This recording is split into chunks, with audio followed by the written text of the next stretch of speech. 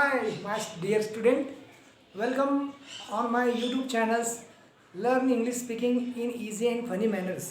दोस्तों, मैं आपको कुछ दिनों से इंग्लिश बोलना सिखा रहा हूँ और रोज़ मैं आपको नए नए टेंसेस पढ़ा रहा हूँ। अगर आपने अभी तक मेरा चैनल सब्सक्राइब नहीं किया है तो आप प्लीज़ मेरा चैनल सब्सक्राइब कर दीजिए और बेल का बटन दबा दीजिए, जिस कारण आपको मेरे सभी वीडियो देखने को मिलेंगे और आप आसानी से सब टेंस का इस्तेमाल करके फटाफट इंग्लिश बोल सकोगे, वो भी fluently. Really, it is a easy language if you watch my all videos, and definitely you will get confidence to speak in English more and more effectively and influently. Okay, I am with you and I always care your English. I love you, students. Okay, today we will learn 11th tense. That tense is a continue perfect past tense. दोस्तों, मैं आपको आज चालू पूर्ण भूतकाल सिखाऊंगा। चालू पूर्ण भूतकाल, भूतकाल मतलब काम खत्म होता है मगर उसमें भी चालू, तो ये टेंस कौन सा होता है दोस्तों? हम हिंदी में भी यूज़ करते हैं मगर हमको समझता नहीं है कि यार हिंदी में टेंस कौन सा है। चालू पूर्ण भूतकाल वो होता है दोस्तों जहाँ पे काम लंबे समय से चालू होते आया है, हो रहा है, खत्म हो रहा है मगर अभी इसके आगे नहीं होगा, तब ये टेंस यूज़ होता है चालू पूर्ण भूतकाल। चालू पूर्ण भूतकाल कैसा? जैसे कि देखो, हमारे पास एक कुत्ता था, अभी नहीं रहा, चला गया बेचारा। तो कुत्ते के बारे में मैं जितना बोलूँगा वो चालू पूर्ण भूतकाल में बोलूँगा कि वो कुत्ता हमारे घर की रक्षा करते आया था लगा दिया, आखिरी में था, करते आया। वो कुत्ता हमारे घर की रक्षा करते आया था, वो कुत्ता हमारे साथ वफादारी दिखाते आया था, हम कुत्ते से प्यार करते आए थे।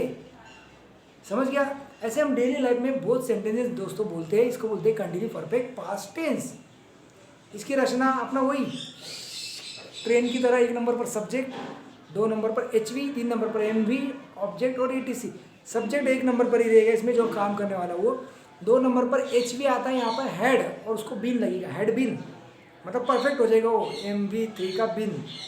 और 3 नंबर पर आएगा MV को ING, चालू form, MV ING, object ETC। देखिए ट्रेन का structure, subject on first number, had been HV, MV ING form, object and etc.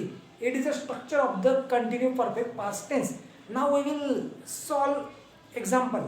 ये देखिए पहला एग्जाम्पल, मैं इस समस्या के बारे में सोचते आया था, मैं इस समस्या के बारे में सोचते आया था। इसका आंसर लिखेंगे अभी हम लोग। सब्जेक्ट आएगा आई, मैं, HV had been,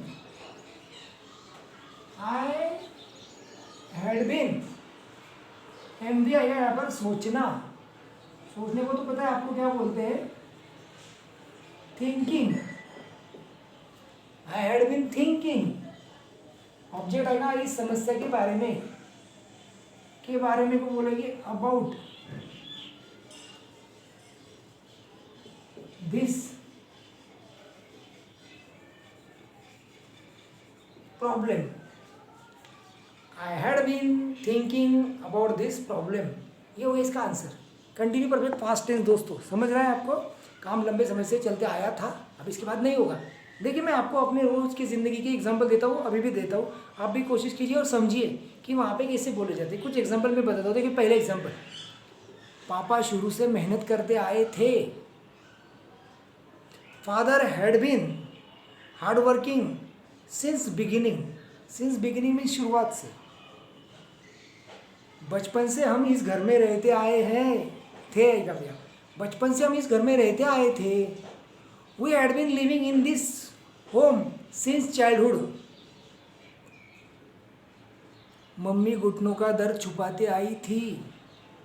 mother had been hiding knee pain. Easy, mother had been hiding knee pain. पंत प्रधान जी चाय बेचते आए थे। Prime minister had been selling T.